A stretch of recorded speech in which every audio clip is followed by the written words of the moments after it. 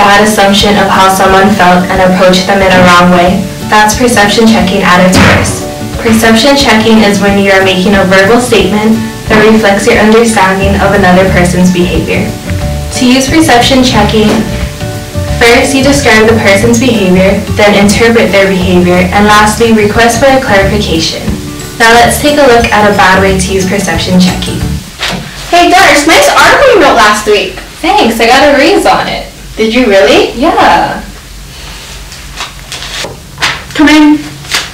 Hey Dawnie, can I speak to you for a second, please? Sure, have a seat. Thanks for meeting me. So, Darcie got a raise on her article last week. I mean, I worked just as hard as her, and I believe I need to get a raise. We put in the same hours, same work. We work for the same person, which is you. I need to get a raise too. Don't you think? Well, Ethelyn, I actually didn't get a chance to review your work yet, but that behavior is not acceptable whatsoever. So I think it's just best that you take a week leave and come see me after that, okay? You're gonna make me take a week leave just on my attitude. Seriously. Yes. We do the same work. I don't see why hers is any different than mine. Ethelyn, please. You know what? I'm done then. Now let's take a look at a good way to use perception checking. Come in. Hey, Dawnie, can I speak for a second? Yeah, sure, come on, Ethelyn, have a seat. Okay. You sit right over here. Okay, cool. I was wondering if you could check my article I wrote you last week. I'm really curious in your input in my article. Which article are you talking about? The article I wrote about dogs. Dog parks? Oh, right, that one. I just reviewed that this morning when I got to work, and it's so great. It's going to be on the front page next week. Really? Do you like it a lot? I really do love it a lot. I was actually just reading about it, and I was just making a list of how to finalize it. But you did a really good job, and your paycheck will show it too. Yes, oh my gosh, thank you so much. I'll talk to you later then, okay? Okay. Bye. Bye. Misunderstandings occur when people communicate using broad terms. To prevent this from happening, precise words and concrete details can be used. Precise words are words that narrow down a topic or description to a smaller category of the general group. Concrete words are details that appeal to the human senses. This skill is called specific language. The boyfriend gets to the bonfire and first gives his girlfriend a big warm hug. Then he gives her the sweater she asked him to bring. He brings her a pull-over gym hoodie because he thought it was the warmest thing he could bring for her. Why did you bring that one? It doesn't even match my outfit. You said to bring a sweater, and I brought a sweater. Here is an example of how to use specific language.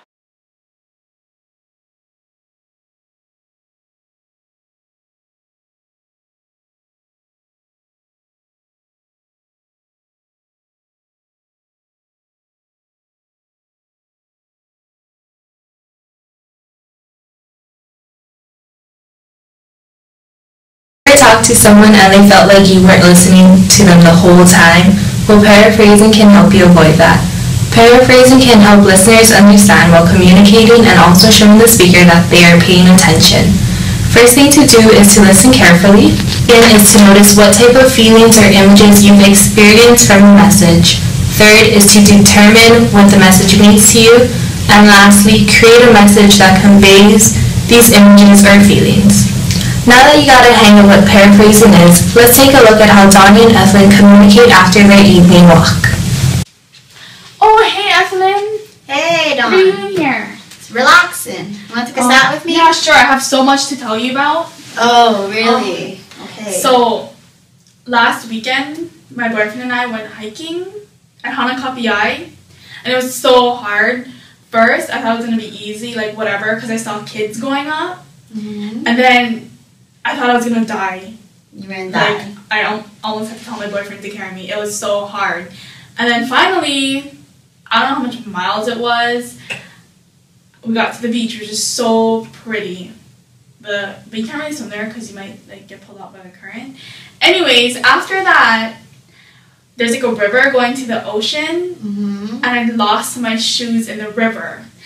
So I had to hike barefoot all the way to the waterfall, and I was like stepping on these gross mangoes and I don't know what it was, and like mud. But anyways, we got to the waterfall and we had lunch, and it was just so beautiful. So you did all of that to go to the beach and not even swim it? Yeah, it was such a beautiful hike. You're crazy. Well, Ethelyn didn't listen to the whole story now, did she? Let's take a look at another example which shows the skill demonstration correctly. Oh, hey, Ethelyn. Hey, What are you Dawnie. doing here? It's relaxing. Want to take a snap with me? Yeah, sure. I have so much to tell you about. Oh, really? Okay. So, last weekend, my boyfriend and I went hiking at Hanakapiai, and it was so hard. First, I thought it was going to be easy, like whatever, because I saw kids going up, and then I thought I was going to die. You ran that. Like, I almost had to tell my boyfriend to carry me. It was so hard. And then finally, I don't know how much miles it was, we got to the beach, which is so pretty. But you can't really swim there because you might like get pulled out by the current. Anyways, after that, there's like a river going to the ocean, and I lost my shoes in the river. So I had to hike barefoot all the way to the waterfall, and I was like stepping on these gross mangoes and I don't know what it was, and like mud. But anyways, we got to the waterfall and we had lunch, and it was just so beautiful. Wow, Dawnie, that sounds like so much fun. I've seen so much pictures on Instagram, social media of that hike, but you had to step on mangoes because you lost your shoes. Yeah, well, that was just me, but I'm sure not everybody loses their shoes. So if you want to go next time, I'll definitely text you. Let me know. Being respectful towards one another during a conversation is key, but that doesn't necessarily mean you have to be submissive. It's okay to stand up for your feelings, especially when you're in disagreement. This can be done by identifying what you're feeling and why you feel that way, saying what you expected the other person to say, and making statements using I. When these steps are taken in a respectful way, you are using the interpersonal communication skill assertiveness. Go. It's 7:15 a.m. Monday morning, and Ethelyn just finished her assignment due at her 8 a.m. class. She has just enough time to get ready for school and have a quick breakfast. She's moving as fast as she can not to be late, and in the midst of all this, her mom yells out, Starting. Ethelyn, wash the dishes and take out the trash before you leave. Don't forget the pile started on Sunday, and you know I don't joke about having a messy kitchen. Seriously, why do I have to do everything? You know what? I guess I'll just be late for school and everything else in my life, Mom.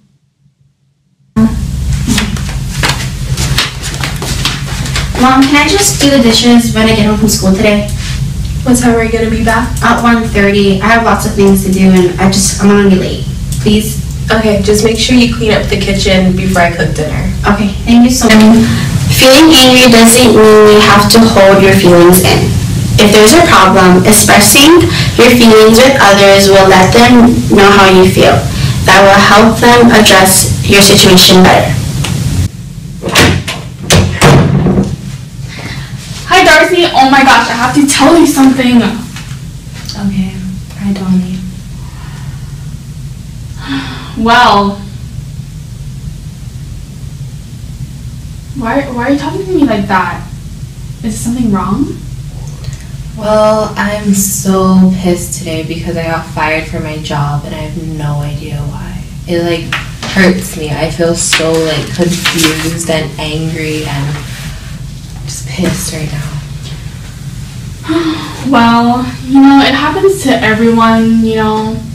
People get fired, people get rehired, but you know what, you can look at this as a good thing. Maybe this door closed because another one's gonna open. I guess.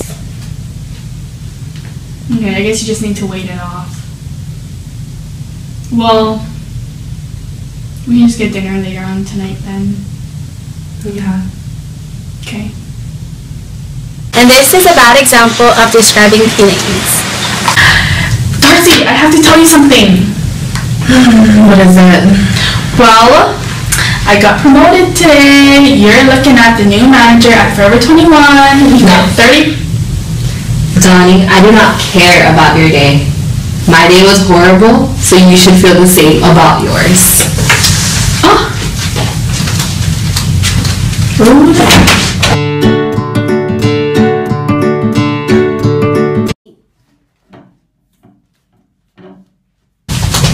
Hi, I love your bag. Oh, thank you. Can I touch it?